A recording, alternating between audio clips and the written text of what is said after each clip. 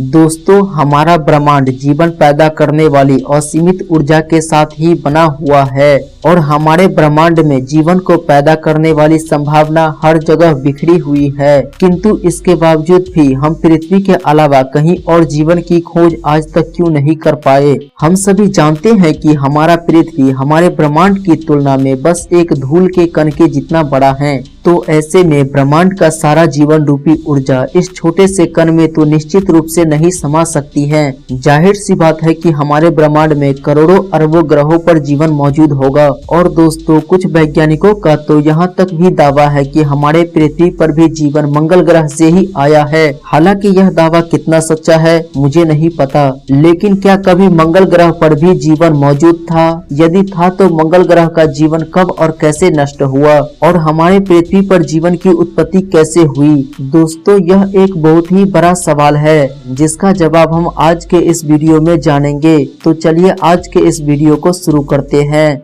दोस्तों, हमारे ब्रह्मांड में जितने भी ग्रहों का जन्म होता है उन सभी का जन्म किसी तारे के उत्पत्ति होने के बाद बचे हुए मलबे से ही होता है और जिस समय इन ग्रहों का जन्म होता है उस समय वे काफी गर्म होते हैं। इसके बाद वे समय बीतने के साथ साथ ठंडे होते चले जाते हैं। इन ग्रहों के ठंडे होने की प्रक्रिया करोड़ों सालों तक चलती रहती है और जो ग्रह अपने तारे से जितने अधिक दूरी पर होते हैं वह उतने ही जल्दी ठंडे हो जाते हैं। हमारा मंगल ग्रह पृथ्वी की तुलना में छोटा है और सूर्य से इसकी दूरी भी पृथ्वी के मुकाबले काफी अधिक है। इसलिए मंगल ग्रह पर पृथ्वी से करोड़ों साल पहले ही आदर्श तापमान बन गया होगा। यानी अपने जन्म के करीब 30 करोड़ साल बाद भी हमारी पृथ्वी किसी भट्टी के समान तप रही थी।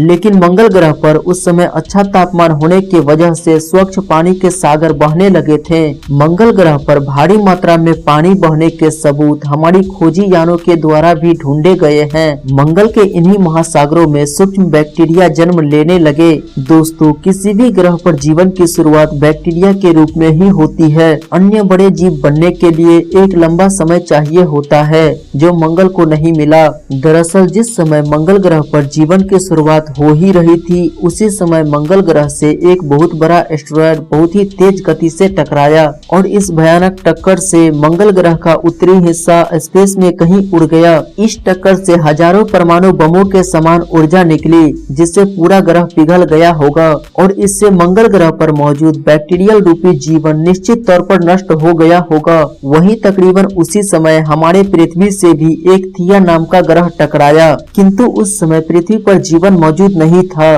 किंतु दोस्तों, यह टक्कर इतना जोरदार था कि थिया पूरा का पूरा हमारी पृथ्वी में ही समा गया और हमारे पृथ्वी का एक बहुत बड़ा हिस्सा इससे निकलकर बाहर स्पेस में चला गया, जिसे आज हम लोग चंद्रमा के नाम से जानते हैं। साथ ही इस भयानक टक्कर से पृथ्वी अपने अक्ष पर भी झुक गई। दोस्तों, पृथ्वी का झुकना और चांद का बनना कहीं न कहीं हमारी पृथ्वी पर जीवन की उत्पत्ति के लिए वरदान साबित होने वाला था।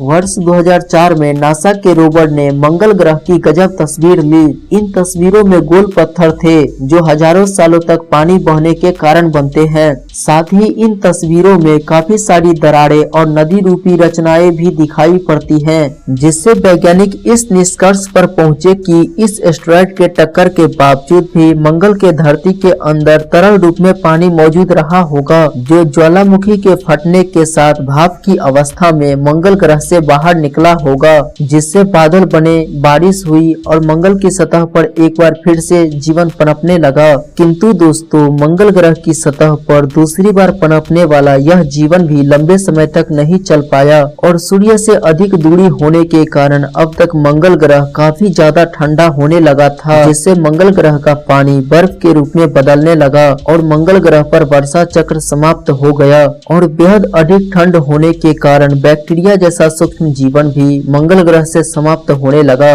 वहीं दूसरी तरफ धधकती पृथ्वी का तापमान अब आदर्श होने लगा था और टक्कर के कारण दो हिस्सों में बढ़ चुकी पृथ्वी ज्यादा तेजी से ठंडी हुई और चंद्रमा के गुरुत्वाकर्षण ने पृथ्वी को बेहतरीन स्थिरता प्रदान की।